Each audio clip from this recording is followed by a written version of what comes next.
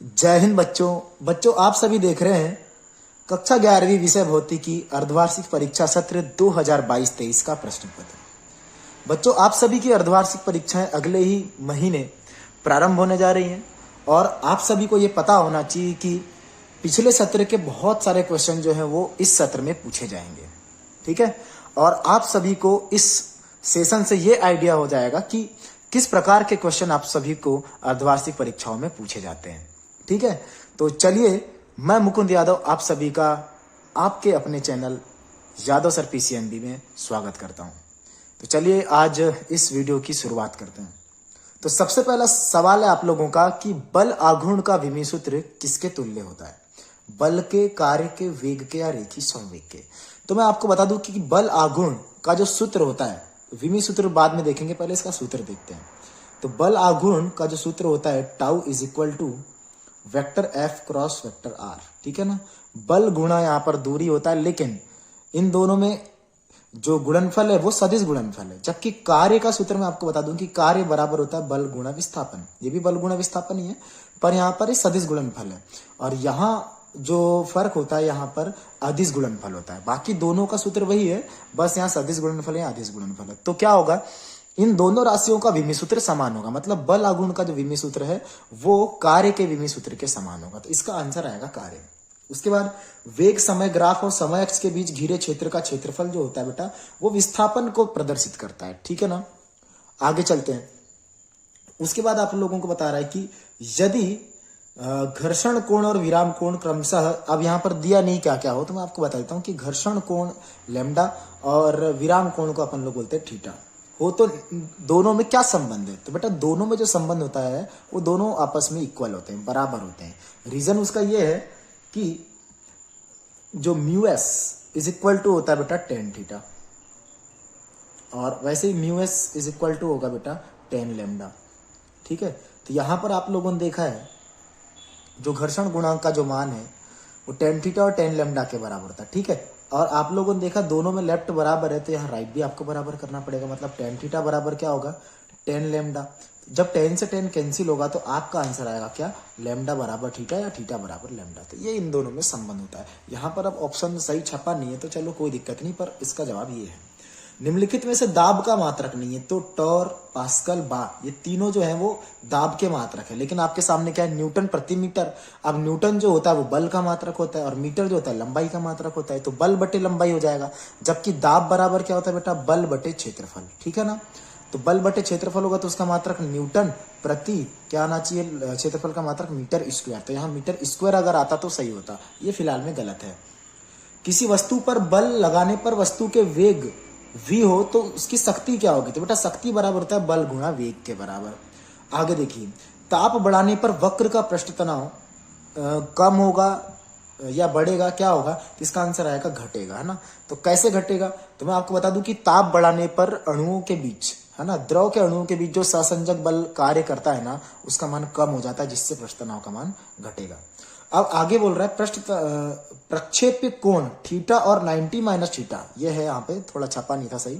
Theta और 90 minus theta के लिए क्या समान होता है, तो मैं आपको बता दूं कि थीटा और 90 माइनस थीटा के लिए बेटा क्षैतिज परास का मान समान होता है। चलिए, क्षैतिज परास का जो व्यंजक होता है वो क्या होता है मैं आपको बताता हूं। तो क्षैतिज परास का व्यंजक होता है R is equal to u square sine 2 theta और अपॉन जी। अब यहां पर आप लोग क्या करो, थीटा और साइन 90 माइनस थीटा बोला था ना उसने, थीटा और 90 माइनस थीटा के लिए समान होता है, क्या है, क्या समान होता है, तो अपन ने बोले क्षैतिज परास। अब अपन लोग चेक कर लेते हैं कि वाकई में थीटा और 90 माइनस थीटा दोनों के लिए सेम होता है कि नहीं होता। तो यहाँ जो थीटा दिख रहा है वहां पर आप लोग रखिए 90 माइनस थीटा, उसके बाद आप लोग 2 का अंदर गुणा करोगे तो 90 दूनी 180 हो जाएगा और ये हो जाएगा 2 थीटा। तो बेटा साइन 180 माइनस 2 थीटा जो हो जाएगा वो हो जाएगा साइन 2 थीटा। ठीक है, तो शुरू में आप लोगों ने सूत्र देखा था, ये थीटा के लिए भी वही सूत्र आता है और 90 माइनस थीटा भी रखे तो वही आ रहा है। इसका मतलब क्षैतिज परास जो है ना वो थीटा के लिए और 90 माइनस थीटा के लिए, दोनों के लिए उसका मान समान होता है। अब चलिए आगे का क्वेश्चन देखते हैं अपन लोग कि बल का जो आवेग है वो किसके बराबर होता है। तो बल का जो आवेग है बेटा बल द्वारा संवेग में परिवर्तन के बराबर होता है। ठीक है, बल द्वारा संवेग में परिवर्तन के बराबर होता है। ठीक, चलिए देखते हैं आगे। अब ये कैसे होता है चलो वो भी बता देता हूँ मैं आप लोगों को। न्यूटन के गति के द्वितीय नियम में आप लोगों ने देखा होगा कि जो बल का जो मान है वो संवेग मतलब संवेग में परिवर्तन की दर के बराबर होता है। तो जब आप लोग यहाँ पर जो बटे वाला जो टी है उसको जब पक्षांतर करोगे तो गुणा में आएगा कि नहीं आएगा, तो हो जाएगा डेल पी। अब डेल पी जो है वो संवेग में परिवर्तन और बल गुणा समय को ही तो अपन लोग क्या बोलते हैं बताओ जल्दी से, आवेग बोलते हैं। तो आवेग बराबर क्या हो जाएगा, डेल पी के बराबर मतलब संवेग में परिवर्तन के बराबर हो जाता है। घूर्णी गति में किया गया कार्य बराबर, वैसे तो कार्य बराबर बल गुणा विस्थापन होता है, लेकिन घूर्णी गति में क्या होगा, बल आघूर्ण गुणा कोणीय विस्थापन होगा। चलो ठीक है, आगे का क्वेश्चन देखते हैं अपन लोग अब।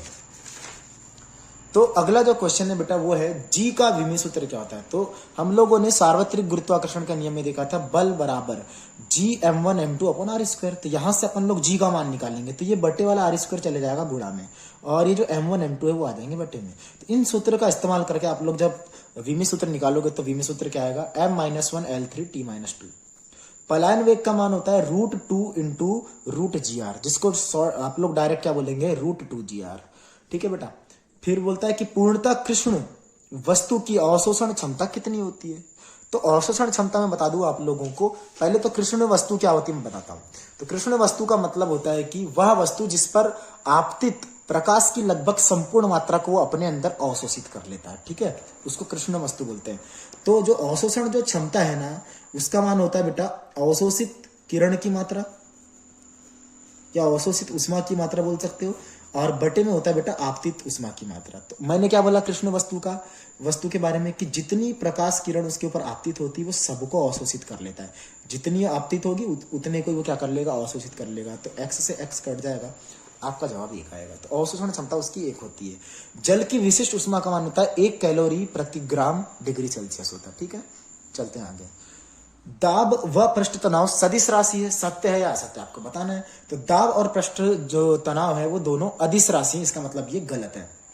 पृथ्वी के केंद्र पर वस्तु का द्रव्यमान शून्य होता है, बिल्कुल गलत है क्योंकि वहां भार शून्य होता है, द्रव्यमान शून्य नहीं होता। वस्तु का द्रव्यमान केंद्र सदैव वस्तु के अंदर होता है, बिल्कुल गलत बात है क्योंकि द्रव्यमान केंद्र वस्तु के बाहर भी हो सकता है। किसी वस्तु का आकार, आकृति, घूर्णन अक्ष बदल देने से जड़त्व आघूर्ण का मान बदल जाता है, बिल्कुल सही बात है। गतिक घर्षण गुणांक का मान स्थैतिक घर्षण गुणांक से कम होता है, ये बिल्कुल सही है। ठीक है ना, गतिक घर्षण गुणांक का मान मतलब म्यू के का मान स्थैतिक घर्षण गुणांक के मान से कम होता है, ये बिल्कुल सही है। आगे बढ़ते हैं, ये म्यू के is less than mu S. अब दिखाई दे रहा है कोणीय वेग सदिश राशि, तो बिल्कुल कोणीय वेग सदिश राशि है, सही है। ये कोण का मात्रक है परंतु इसकी भी मान नहीं है, तो बिल्कुल सही बात है। कोण का जो मात्रक है वो रेडियन है और इसका मात्रक इसलिए नहीं क्योंकि कोण बराबर होता है चाप बटे त्रिज्या। तो जब चाप की विमा लोगे ना आप लोग तो चाप की विमा एल होगी और इसकी भी विमा क्या होगी, एल होगी। तो एल से एल कैंसिल हो जाएगा, इसकी विमा नहीं बन पाएगी। निम्नलिखित में से सार्थक अंकों की संख्या आपको बताना है। तो 0.007 इसमें सार्थक अंक जो है वो 1 है क्योंकि शून्य अंक के पहले दशमलव वाली संख्या में अगर कोई भी अगर 0 रहता है तो उसको गिनते नहीं है, तो यहाँ पर 1 आएगा। अब 2.6 गुणा 10 पर -5 घात, तो 10 पर कोई भी घात हो वो सार्थक अंकों में नहीं गिना जाता। तो 2.6 में सार्थक अंक सिर्फ कितने होंगे, 2 होंगे। एक कण एक समान वृत्ति गति कर रही है तो अर्धचक्र के पश्चात उसके कोणीय वेग में परिवर्तन कितना होगा। तो इसका आंसर आएगा कोणीय वेग में कोई परिवर्तन नहीं होगा। क्या उच्चतम बिंदु पर प्रक्षेप की गतिज ऊर्जा शून्य हो जाती है। तो बेटा उच्चतम बिंदु पर होता क्या है मैं आपको बताता हूं कि उच्चतम बिंदु पर ना ऊर्ध्वाधर, जैसे देखो ये मान लो प्रक्षेप का अपन ने फेंका, तो उच्चतम बिंदु पर जो ऊर्ध्वाधर वेग का जो मान है वो u sin थीटा का जो मान है ना, क्योंकि यहाँ पर वेग के 2 घटक होते हैं। जैसे यहाँ पर आप लोग वेग की स्पर्श रेखा खींचोगे तो एक होगा ऊर्ध्वाधर दिशा में, एक होगा क्षैतिज दिशा में। तो क्षैतिज दिशा को अपन लोग बोलते हैं यहाँ थीटा कोण बनता है, तो यहाँ पर क्षैतिज दिशा में होता है u cos थीटा और इस तरफ होता है u sin थीटा। तो ऊर्ध्वाधर दिशा में ना u sin थीटा तो 0 हो जाता है, लेकिन यहाँ पर किसका मान 0 नहीं हो पाता, u cos थीटा यहाँ पर बचा हुआ रहता है। तो बेटा वहां पर क्या होगा, पूछा क्या है कि उच्चतम बिंदु पर गतिज ऊर्जा शून्य हो जाती है क्या। तो गतिज ऊर्जा का मान जो होता है बेटा होता है 1/2 mv²। तो यहाँ पर वेग कौन सा बचा हुआ रहता है, यहाँ पे u cos थीटा बचा रहता है। इसका स्क्वायर करोगे तो u का स्क्वायर और cos का स्क्वायर होगा। तो जबकि यहाँ पर बोल रहा है कि क्या शून्य हो जाता है, तो आपका जवाब आएगा नहीं, शून्य नहीं होता है। ठीक है ना, चलिए आगे देखते हैं। उसके बाद अगला जो क्वेश्चन है, निम्न आकृतियों के द्रव्यमान केंद्र की स्थिति बताना है। तो छल्ले का जो केंद्र होगा, रिंग का जो केंद्र होगा ना, वहीं पर उसका द्रव्यमान केंद्र होगा। और शंकु का द्रव्यमान केंद्र कहाँ होगा बेटा? तो इससे आधार जो इसका दिखाई दे रहा है, ये वाला आधार है और ये शंकु का अक्ष है। तो शंकु के अक्ष पर ही इसका द्रव्यमान केंद्र होता है, लेकिन कितने ऊंचाई पर होता है? आधार से h/3 ऊंचाई पर होता है। ठीक है, याद रखना इस बात को। किसी वस्तु की लोटनी गतिज ऊर्जा का सूत्र लिखिए। तो मैं आपको बता दूं कि लोटनी गति का मतलब होता है बेटा स्थानांतरीय गति प्लस घूर्णी गति। कौन सी गति बोला मैंने? स्थानांतरीय गति प्लस घूर्णी गति। तो क्या होगा कि अगर लोटनी गति में गतिज ऊर्जा निकालोगे तो स्थानांतरीय गति में गतिज ऊर्जा पहले निकालना पड़ेगा, जो कि कितना होता है? 1/2 mv² होता है। और फिर बोल रहा है कि क्या बोला मैंने? लोटनी गति बराबर स्थानांतरी गति प्लस घूर्णी गति। तो घूर्णी गति में क्या होता है? 1/2 m के जगह में आ जाता है बेटा जड़त्वाघूर्ण, और वेग के जगह में यहाँ पर क्या आ जाएगा? ओमेगा, कोणीय वेग आ जाएगा यहाँ पर। ठीक है, तो इसका जो मान होता है लोटनी गति में गतिज ऊर्जा का मान ये होता है। ठीक है, 1/2 mv² प्लस 1/2 I ओमेगा²। आगे बढ़े। उसके बाद शुद्ध जल व शुद्ध कांच के बीच किसका मान बोल रहा है? स्पर्श कोण का मान आपसे पूछा जा रहा है। ठीक है बच्चों, तो इसका मान बेटा कितना होता है? इसका मान होता है 0। शुद्ध जल और शुद्ध कांच के लिए स्पर्श कोण का मान 0 होता है। चलिए, कुछ छूटा क्या? अच्छा हाँ, सार्वत्रिक गुरुत्वाकर्षण नियतांक का मान आपसे पूछ रहा है। तो सार्वत्रिक गुरुत्वाकर्षण नियतांक को अपन लोग दर्शाते हैं किससे? जी से।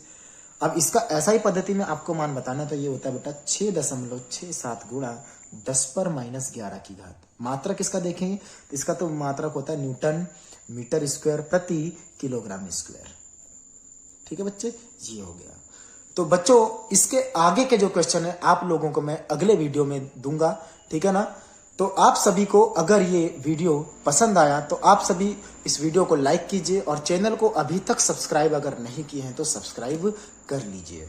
ठीक है, तो मिलते हैं बहुत ही जल्द अगले वीडियो में। तब तक के लिए सभी बच्चों को मेरा जय हिंद।